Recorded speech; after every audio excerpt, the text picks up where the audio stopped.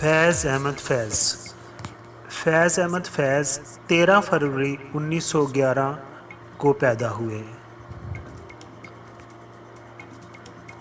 آپ کا تعلق کالا قادر ضلع ناروال پنجاب سے تھا جو برطانوی دور میں ہندوستان کا حصہ تھا اور یہ سیالکوٹ کے پاس واقع ہے۔ فیض احمد فیض غالب اور اقبال کے بعد اردو کے سب سے عظیم شاعر کہلاتے ہیں۔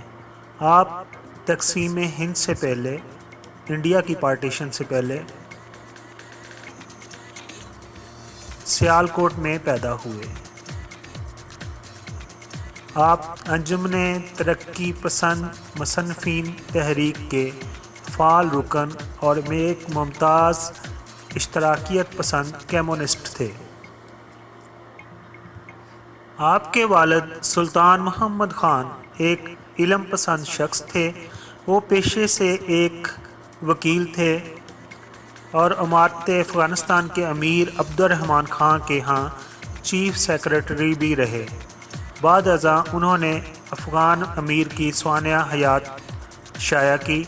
آپ کی والدہ کا نام فاطمہ تھا۔ فیض کے گھر سے کچھ دوری پر ایک حویلی تھی۔ یہاں اکثر پنڈت راج نارائن ارمان مشاعروں کا انعقاد کیا کرتے تھے جن کی صدارت منشی سراج الدین کیا کرتے تھے۔ منشی سراج الدین مہاراجہ کشمیر پرتاپ سنگھ کے منشی تھے اور علامہ اقبال کے قریبی دوست بھی تھے۔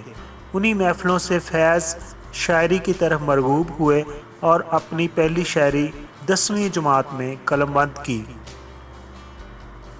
فیض کے گھر کے باہر ایک مسجد تھی جہاں وہ فجر کی نماز ادا کرتے تھے تو اکثر مولانا محمد ابراہیم میر سیالکوٹی کا خطبہ سنتے تھے اور ان سے مذہبی تعلیم بھی حاصل کرتے تھے۔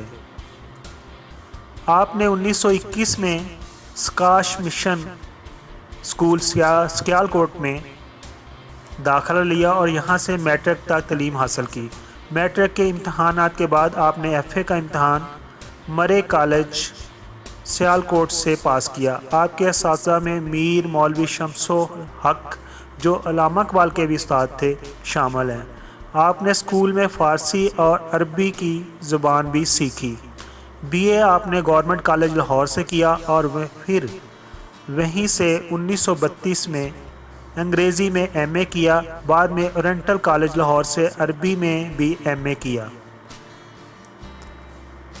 1935 میں آپ نے محمڈن اینگلو اورینٹل کالج علی گڑھ میں انگریزی و برطانوی ادب کے لیکچرر کی حیثیت سے ملازمت کی اور پھر ایل اے کالج لاہور میں آپ نے 1936 میں سجاد ظہیر اور صاحبزادہ محمود الظفر کے ساتھ مل کر انجمن ترقی پسند مصنفین تحریک کی بنیاد ڈالی۔ فیض احمد فیض ترقی پسند تحریک کے بانیان میں شامل ہیں، لیکن اس تحریک کے بقیہ شعراء میں جو شدت اور ذہنی انتشار پایا جاتا تھا، فیض اس انتہا پسندی سے گریز کرتے تھے، اعتدال کی راہ اختیار کرتے رہے ہیں۔ فیض احمد فیض نے 1941 میں لبنانی نژاد برطانوی شہری ایلس جارج سے سری نگر میں شادی کی۔ ان کا نکاح شیخ محمد عبداللہ نے پڑھایا۔ بعد ازاں ازدواجی زندگی بندھن میں بندھنے والے اس نو بیاتہ جوڑے نے مہاراجہ ہری سنگھ کے پری محل میں اپنا ہنی مون منایا۔ فیض کی طرح ایلس بھی شعبہ تحقیق سے وابستہ تھیں اور ان کی شاعری اور شخصیت سے متاثر تھیں۔ فیض کے خاندان کو یہ بالکل بات ناپسند تھی کہ انہوں نے اپنے لیے ایک غیر ملکی عورت کا انتخاب کیا، لیکن فیض کی ہمشیرہ نے اپنے خاندان کو ایلس کے لیے آمادہ کر لیا۔ 1942 میں آپ نے فوج میں کیپٹن کی حیثیت سے ملازمت اختیار کی۔ دوسری جنگ عظیم سے دور رہنے کے لیے آپ نے اپنے لیے محکمہ تعلقات عامہ میں کام کرنے کا انتخاب کیا۔ آپ فوج میں جنرل اکبر خان کے ماتحت ایک یونٹ میں بھرتی تھے۔ جنرل خان بائیں بازو کے سیاسی خیالات رکھتے تھے اور اس لیے آپ کو خوب پسند کرتے تھے۔ 1943 میں فیض میجر اور پھر 1944 میں لیفٹیننٹ کرنل ہوئے۔ 1947 میں پہلی کشمیر جنگ کے بعد آپ فوج سے مستعفی ہو کر لاہور آ گئے۔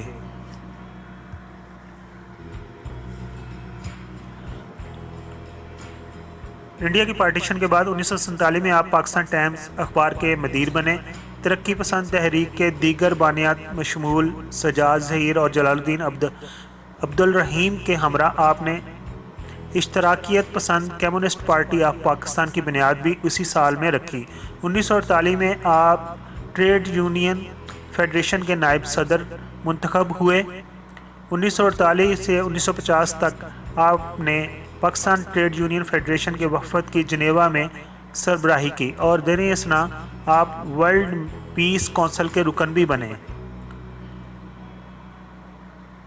فیض احمد فیض لیاقت علی خان کی حکومت کو کشمیر کو پانے میں ناکام جب ہو گئی اور یہ بات پاکستانی فوج یہاں تک کہ قائد اعظم محمد علی جناح کو بھی گوارا نہ تھی، جناح نے خود لیاقت علی خان کی ناکامی پر ناراضگی کا اظہار کیا۔